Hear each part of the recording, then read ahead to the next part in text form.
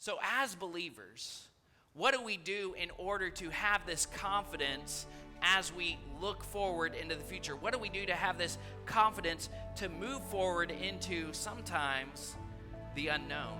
How do we walk in faith so that we are not paralyzed by fear? And the answer is we are to root our lives in Jesus. We are to root our lives in Jesus. Now, I realize that sounds like such a simple answer, but sometimes the simple answer is exactly what we need.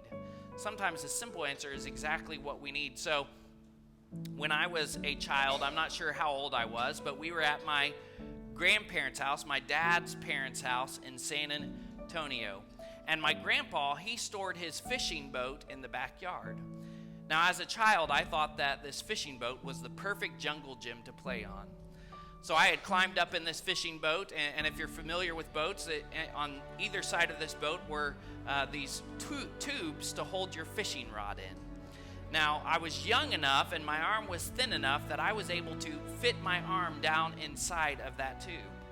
And so I slid my arm down that tube, and then I couldn't get my arm back out. And so as I'm tugging on my arm, I start screaming and crying. And so my parents, they run out of the house. And my mom, she starts panicking. What are we going to do? Are we going to have to cut this tube open? Are we going to have to cut his arm off? Right? Are we going to have to call for help? What are we going to do? So my mom runs back inside to get some butter. We're going to grease my arm up, right? Really try and get it nice and slippery to slide this bad boy out.